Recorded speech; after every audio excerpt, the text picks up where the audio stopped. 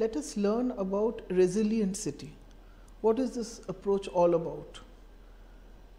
Resilience actually is the opposite side of the coin, where is one side of the coin and the other side of the coin is vulnerability. So, how do we bring in resilience? So, let us understand what is resilience. So, resilience is the capacity of a community's economic, social, political and physical infrastructure systems to absorb shocks and stresses and still retain their basic function and structure. And what is urban resilience? Urban resilience is the process and ability of cities, or how they can manage their changes, because the cities are dynamic, changes are going to take place. So, how does a city manage those changes? So, how much risk the city can take? And the Rockefeller Foundation said that the capacity of individuals, communities, institutions, businesses and systems within a city to survive, adapt and grow no matter what kinds of chronic stresses and acute shocks they experience is what makes them resilient. And building up of resilience makes, if one has to build up resilience, urban resilience, one has to look at the city holistically, understand the systems, the interdependencies and the risks. The United Nations Agenda 2030 for Sustainable Development clearly details out and lays emphasis on resilience in cities. And the new urban agenda says that resilience is a core goal, and it is directly identified in the Urban Crisis Charter of the Global Alliance for Urban Crisis. Resilient cities thrive as centers of human habitation, production and cultural development, despite the challenges posed by climate change, population growth and globalization. As I said earlier, and you can see from this drawing, resilience and vulnerability are two sides of the coin. Resilient city indicators can be divided into four. One is the economic indicators, the indicators pertaining to society, environment and governance also. So, here in this drawing, the various indicators are given. For example, in society, it is migration, age and gender, poverty levels, household income, percentage of population living 500 meters from services. As I stated earlier, resilience is to absorb the future shocks, stresses and still retain the original position.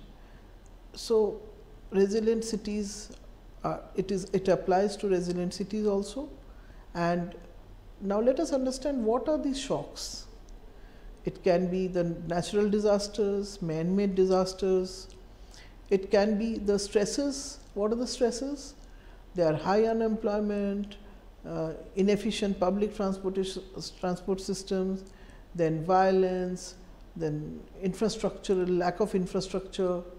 Coming to the good examples of resilient cities, we see that Bangkok in Thailand, which is the capital of Thailand, has a population of 8.2 million and area of about 1568 square kilometers.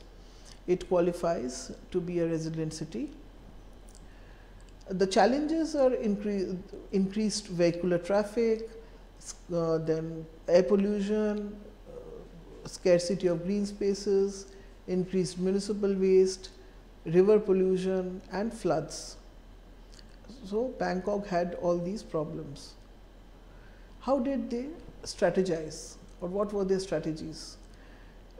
They tried to reduce risk and increase adaptation, tried to improve the resilience to floods, increase public and community driven action on awareness, preparedness and adaptation. Then they provided the strategy was to provide safe, accessible and convenient transportation network through mass rapid transit system, that is monorail and light rail, then tried to improve the traffic flow in the city. Their strategies also included environment-friendly urbanization, development of waste to energy, low carbon transport, improving air quality management, and growing on increasing in green space. They tried to reduce risk and increased adaptation through resilience to floods, community water resource management program, and development of drainage channels. Rotterdam in Netherlands, which is Europe's largest port, has a population of less than 1 million, an area of about 325 square kilometer, also had problems and challenges, and they have proposed strategies in order to become a resilient city. The challenges pertain to social cohesion and education, energy transition, climate adaptation, cyber use and security, critical infrastructure, and urban governance.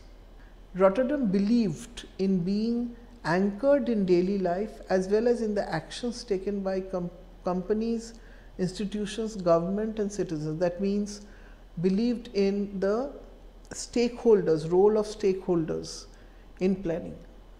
Their strategies included having a balanced society. The port city was built on clean and reliable energy. Then the port city was a cyber port city. Then they went into climate adaptation. They had the water sensitive Rotterdam, that is the construction of small and larger water storage combined with greening, often initiated by citizens, and is contributing to the resilience of Rotterdam. They have also 21st century ready infrastructure, underground infrastructure. I mean, we think of only overground, but underground infrastructure as a physical basis for a resilient Rotterdam. A networked city where residents, public and private organizations would come together, network, and contribute towards the shared vision of a resilient city. So, it is about a resilient governance. Surat in India, which is the world's most climate change cities affected by climate change as per World Bank Sustainable Development Network, had experienced 23 floods and also plague in 1994, which is had a population or has a population of about 4.5 million, an area of about 326 square kilometers. And the challenges which Surat faced was rapid industrialization, migration, floods, health was getting affected of citizens, and affordable housing.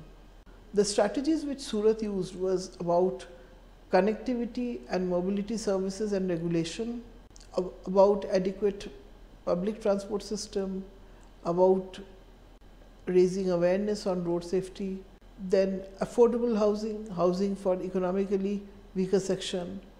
The strategies also included improvement in water availability and quality, pollution control guidelines, then diversified business sectors and opportunities, and skill development through trainings and capacity buildings.